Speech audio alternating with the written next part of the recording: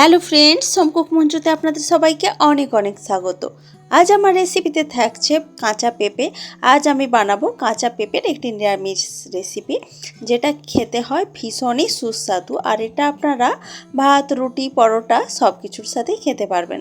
তো এই কাঁচা পেঁপে নিরামিষ রেসিপিটি বানানোর জন্য প্রথমে আমি গ্যাস ওভেনে একটা পাত্র নিয়েছি। এর ওপর আমি কাঁচা পেঁপেগুলোকে দিয়ে দিলাম। আর কাঁচা পেঁপের টুকরোটা আমি একটু ডুমো ডুমো করে কেটেছি।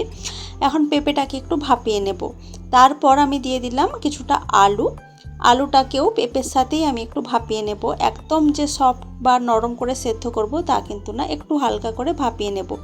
তো এখানে দিয়ে দিলাম কিছুটা জল আর কিছুটা নুন আর জল দিয়ে এখন আমি আলু আর পেঁপেটাকে কিছুক্ষণ ভাপিয়ে নেব। তার জন্য এখানটা আমি ঢাকা দিয়ে দেব। প্রায় 3 থেকে 4 মিনিট ভালোভাবে ফুটতে দেব। এর থেকে বেশি ফুটতে দেব না, কারণ এতে করে কিন্তু আলু বা পেঁপে বেশি নরম হয়ে যেতে পারে।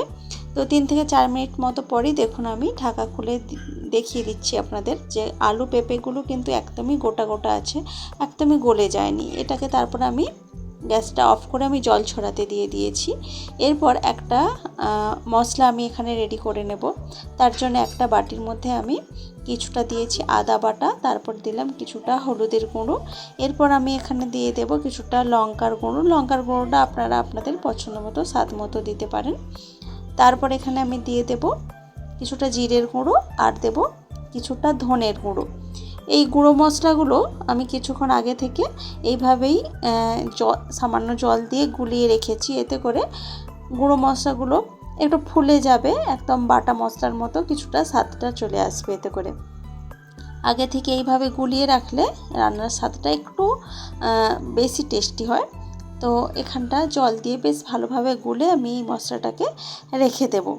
এরপর আমি যে আলু আর পেঁপে যেটা সেদ্ধ করে রেখেছিলাম বা ভাপিয়ে রেখেছিলাম, সেটা যে জলটা ছড়িয়ে দিয়েছি, এখন ওই আলু পেঁপেটাকে একটু ভেজে নেব। তার জন্য কড়াইতে আমি কিছুটা সরষের তেল গরম করতে দিয়েছি। সরষের তেলটা যখন বেশ ভালোভাবে গরম হয়ে যাবে, তখন আমি আগে থেকে ভাপিয়ে রাখা আলু আর পেঁপেটা এখানে দিয়ে দেব। এখন আলু আর পেঁপেটাকে খুব ভালোভাবে ভেজে নেব। একটা লালচে কালার চলে আসবে আলু পেঁপের গায়ে, ততক্ষণ পর্যন্ত আমি আলু পেঁপেটাকে ভালোভাবে ভাজবো।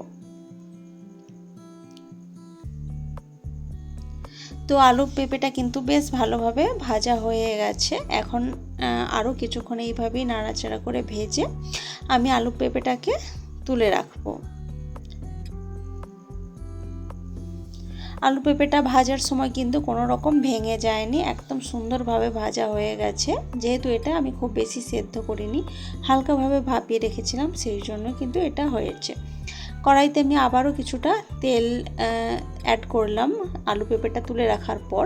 এরপর তেলের উপর আমি ফোড়ন দিচ্ছি। ফোড়ন হিসেবে একটা শুকনো লঙ্কা, একটা তেজপাতা, আর তার সাথে দিচ্ছি কিছুটা গোটা জিরে।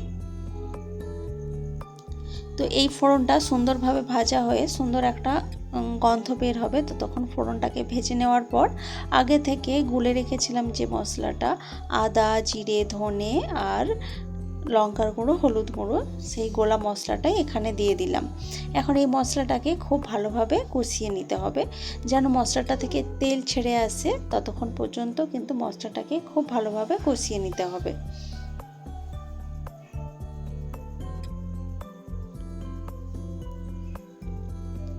তো মশলাটা কিন্তু অনেকটাই কষানো হয়ে গেছে। একটু ভালোভাবে কষিয়ে নিলে খেতে কিন্তু বেশি ভালো লাগবে রান্নাটা। এখন আমি আগে থেকে ভিজিয়ে রাখা বেশ কিছুটা ছোলার ডাল এখানে দিয়ে দিয়েছি। আমি প্রায় 4 থেকে 5 ঘন্টা মতো ছোলার ডালটাকে ভিজিয়ে রেখেছিলাম। সেই ছোলার ডালটা এখানে দিয়ে দিলাম। তো ছোলার ডালটাকে এই মশলাটার সাথে বেশ কিছুক্ষণ এইভাবে নেড়ে চেড়ে ভালোভাবে কষিয়ে নেব।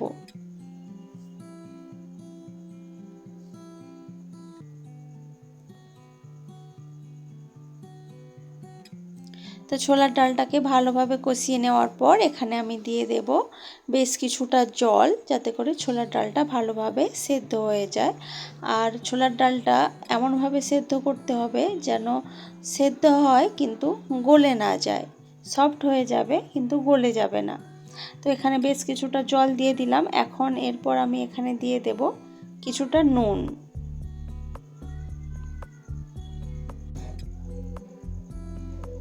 তো নুনটা দেওয়ার পর একটু নাড়াচাড়া করে দিচ্ছি। এরপর আমি এটাকে আবার ঢাকা দিয়ে দেব ভালোভাবে সেদ্ধ করার জন্য। ছোলার ডালটা আবারও বলছি যেন ঠিকঠাকভাবে সেদ্ধ হয়, কিন্তু গলে না যায়। গলে গেলে কিন্তু খেতে বেশি ভালো লাগবে না।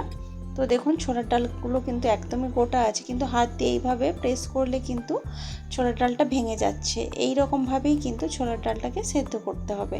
এখন আগে থেকে ভেজে রাখা আলু আর পেঁপেটা এর ওপর দিয়ে দিচ্ছি।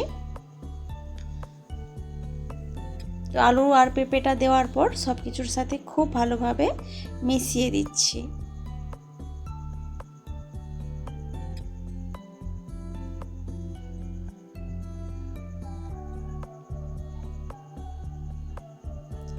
সব কিছু খুব ভালোভাবে মিশিয়ে দেওয়ার পর এখানে আমি দিয়ে দেব পরিমাণ মতো জল।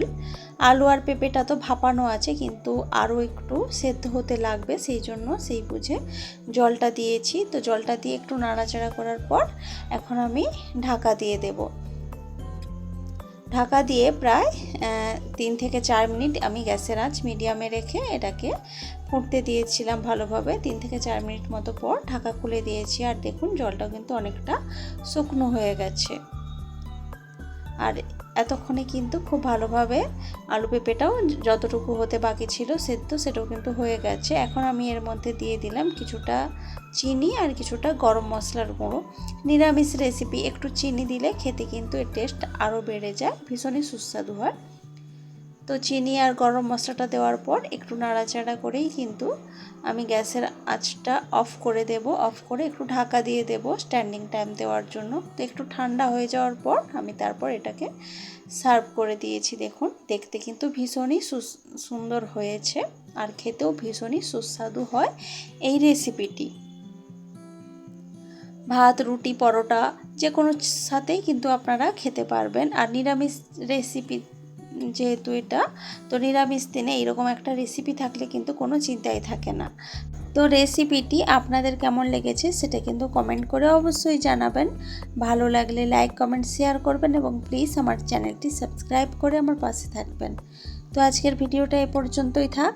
দেখা হচ্ছে অন্য কোনো দিন অন্য কোনো ভিডিওতে অন্য কোনো রেসিপির সাথে। তো আজকের মতো টাটা, বাই বাই।